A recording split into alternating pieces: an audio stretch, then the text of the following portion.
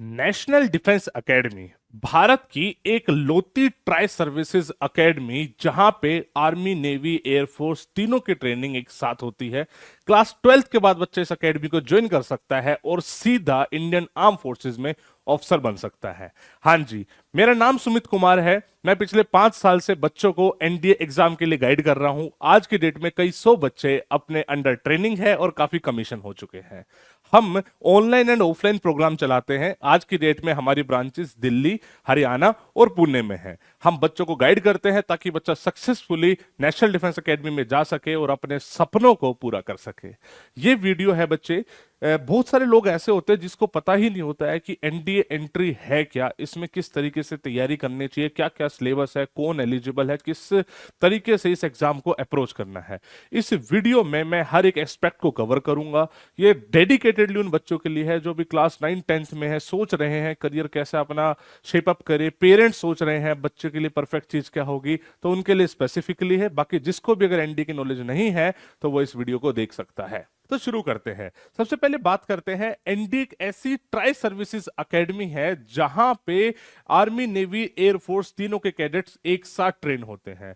होता क्या है, बच्चा क्लास 12th के बाद इस एकेडमी को ज्वाइन कर सकता है। सबसे पहले 3 साल की ट्रेनिंग बच्चे की एनडीए में ही होगी।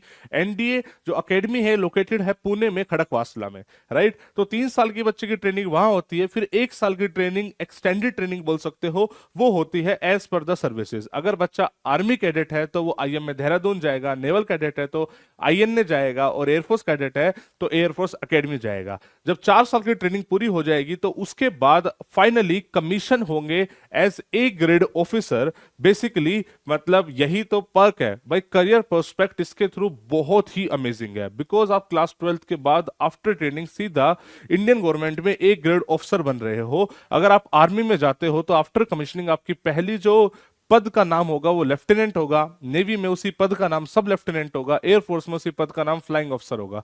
तीनों इक्विवेलेंट होते हैं, सर्विसेज के हिसाब से नेम अलग अलग दिए गए हैं। ये जब एक बच्चा एक ऑफिसर बन जाता है तो वो कंट्री के लिए एसेट है, और सरकार और देश उनको बहुत सारी सर्विसेज देता है। बिकॉज अल्टीमेटली इस बात को तो हर कोई जानता है कि फौज काम कर रही है तो हम सब लोग सुकून से जी पा रहे हैं। तो वही वैल्यू बेसिकली सरकार भी प्रोवाइड करती है। अगर मैं बात कर लूं इस पर्टिकुलर एग्जाम की, जो एनडीए का एग्जाम होता है वो साल में 2 बार कंडक्ट होता है, जिसको कंडक्ट कराती है यूपीएससी।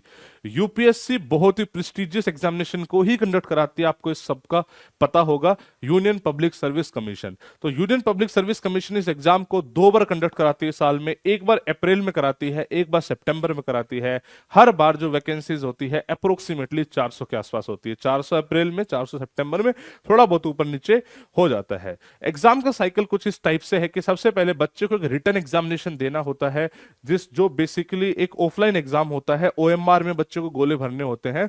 तो रिटन एग्जामिनेशन जब बच्चा देगा, फिर उसका रिजल्ट आता है, तो उसकी नेक्स्ट स्टेज होती है एसएसबी। एसएसबी एक इंटरव्यू है जो 5 दिन का इंटरव्यू प्रोसेस होता है। फुल फॉर्म है इसके services selection board.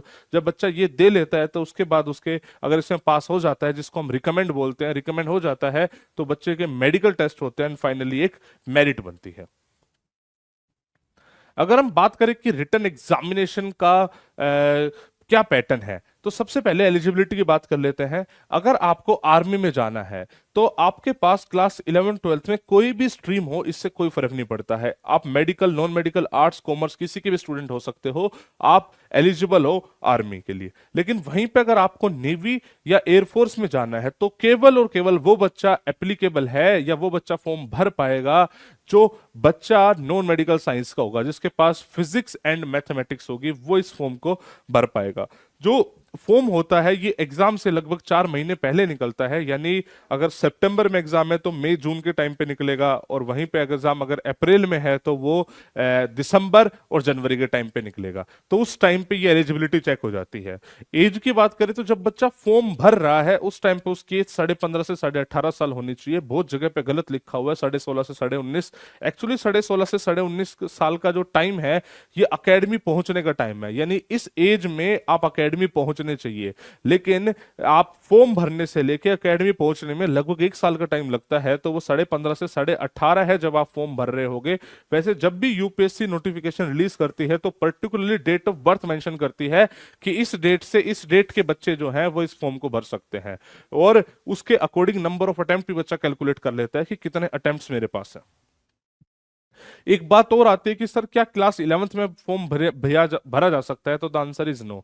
UPSC clear लिखती है कि अगर आप जब फॉर्म भर रहे हो उस टाइम पे आप क्लास 12th में होने चाहिए, फॉर्म भरते हुए। आप याद रखें, एग्जाम कंडक्ट होते हुए नहीं, फॉर्म भरते हुए आप क्लास 12th में होने चाहिए या क्लास 12th पास होने चाहिए। अगर आप फॉर्म भरते हुए क्लास 11th में हो तो आप एलिजिबल नहीं हो, एसएसबी के टाइम पे आप इश्यूज फेस करोगे। तो बेटर है कि आप फॉर्म ही ना भरे, बिकॉज आज की डेट में यूपीएससी ने सब कुछ ऑनलाइन कर दिया है, तो आप गलत काम करोगे तो यूपीएससी आपको पनिश कर सकती है। अगर हम रिटन एग्जामिनेशन की बात करें तो यूपीएससी एनडी का जो रिटन एग्जामिनेशन है वो 2 पार्ट्स में होता है, जिसको हम पेपर 1 और पेपर 2 के नाम से जानते हैं। पेपर 1 में मैथमेटिक्स आता है और पेपर 2 में जीएटी आता है। जीएटी की फुल फॉर्म है जनरल एबिलिटी टेस्ट, और इसके 3 सब्जेक्ट्स होते हैं, इंग्लिश, साइंस और जीके। साइंस में फिजिक्स, केमिस्ट्री, बायोलॉजी तीनों आता है। जीके में history, geography, polity, economics, current affairs सब मिला के मैं जीके बोल रहा हूं। जो मैथमेटिक्स का पेपर होता है वो 300 मार्क्स का होता है, और जो जीएटी का पेपर होता है वो 600 मार्क्स का होता है। टोटल मिला के 900 मार्क्स का रिटन एग्जामिनेशन होता है। और जो एसएसबी की हम बात कर रहे थे, जो इंटरव्यू की बात कर रहे थे, वो भी 900 मार्क्स का ही होता है। टोटल 1800 में से मिलके फाइनल मेरिट बनती है। Interview and return same marks बच्चे कैरी करते हैं।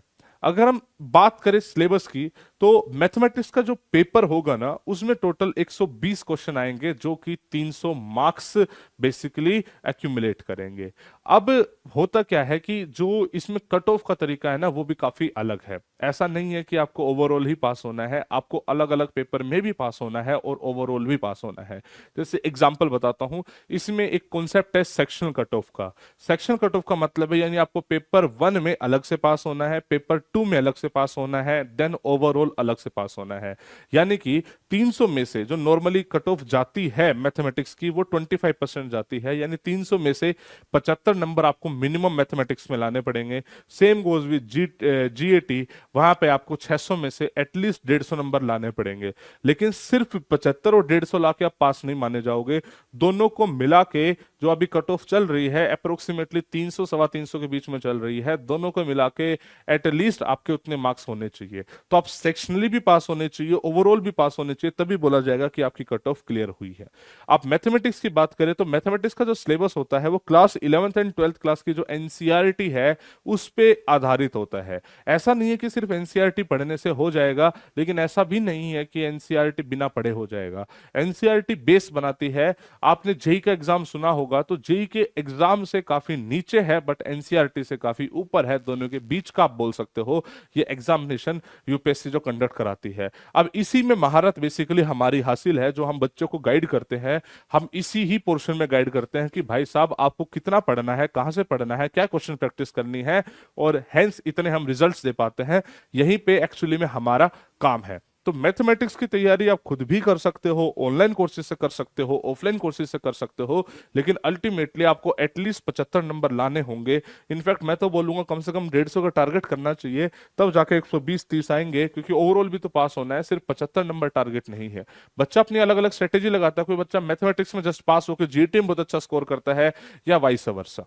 लेकिन ओवरऑल अगर मुझसे पूछे कि बच्चे को स्कोर कितना चाहिए, भाई 75 और 150 नंबर तो मिनिमम लाने पड़ेंगे, बट ओवरऑल आपको कम से कम 400 नंबर का टारगेट करना चाहिए आउट ऑफ 900। आपकी मेरिट वेरिट में कोई इशू कभी भी नहीं आएगा। अगर हम सिलेबस की बात करते हैं साइंस की, तो साइंस में जो क्लास 9th और 10th क्लास की एनसीईआरटी है उस पे बेस्ड होता है लगभग पूरा सिलेबस। थोड़े बहुत क्वेश्चन को छोड़ सकते हो। होता क्या है, जो जीएटी में 3 सब्जेक्ट मैंने बताए, साइंस, इंग्लिश और जीके, तीनों के 50-50-50 क्वेश्चन आते हैं और 150 क्वेश्चंस बनते हैं, और एक क्वेश्चन 4 नंबर का होता है। इस तरीके से टोटल पेपर 600 मार्क्स का हो गया। तो साइंस की बात करें तो साइंस में 50 में से 45 क्वेश्चन फॉर श्योर आप कर सकते हो, अगर आपने 9th और 10th की एनसीईआरटी को ढंग से पढ़ा हो, वही आपका बेस होगा। वहीं पे इंग्लिश और जीके की बात करें तो इसका कोई ऐसे class specific, NCERT specific syllabus नहीं है। इसका सिलेबस कॉम्पिटिटिव वाला सिलेबस है। अगर आप कोई भी कॉम्पिटिटिव एग्जाम दोगे भारत में जो गवर्नमेंट जॉब का होगा, वहां पे एक सिलेबस डिफाइंड होगा जीके और इंग्लिश का, जिसको competitive GK and competitive English बोला जाता है। एनडीए का थोड़ा सा अलग है, बिकॉज ये यूपीएससी कंडक्ट करा रही है तो थोड़ा सा लेवल बढ़ जाता है, बट फिर भी सिलेबस वही है। अब अगेन मैंने आपको रिपीट करा ही है कि इसी चीज में ही सारी महारत हमारी हासिल है कि आपको क्या पढ़ना है, कहाँ से पढ़ना है, कितना पढ़ना है, ताकि कम एफर्ट्स में ज्यादा रिजल्ट ला सके। तो उसके लिए तो हम बेसिकली बैठे ही हुए हैं। अगर हम बात करें यूपीएससी एनडीए के फॉर्म को, हर बार जब फॉर्म निकलता है 5 से 6 लाख बच्चा इस फॉर्म को फिल करता है, और अप्रोक्सीमेटली यूपीएससी 7,500 से 8,000 बच्चों का ये एग्जाम क्लियर मानती है।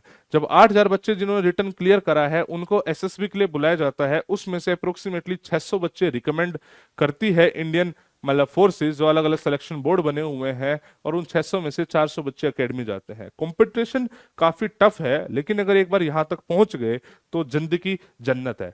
जैसे मैं अपनी बताऊं, जैसे हमने 11वीं 12वीं करी, हमने जेई की तैयारी करी थी, हमारे टाइम पे IIT और AIEEE होता था। AIEEE क्लियर हुआ, बहुत ही अच्छे कॉलेज में मैं गया, वहां से प्लेसमेंट ली, प्लेसमेंट लेने की एक अलग लड़ाई थी, वो लड़ाई हमने लड़ी, वहां से प्लेसमेंट ली, प्लेसमेंट लेने के बाद भाई साहब हम नौकरी करने गए, नौकरी में कॉन्टिन्यूसली इंप्रूवमेंट के लिए हम मतलब पूरी जिंदगी ही लड़ाई लड़ रहे हैं।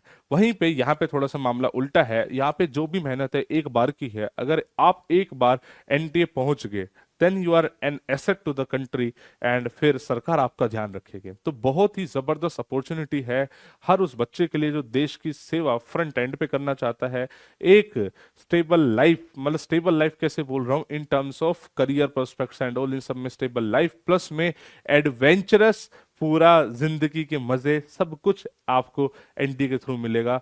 बहुत ही अच्छी अपॉर्चुनिटी है, यू कैन अवेल दिस। कोई दिक्कत कोई परेशानी हो तो आप कमेंट सेक्शन में बता सकते हैं, फोन पे बातचीत करके पूछ सकते हैं।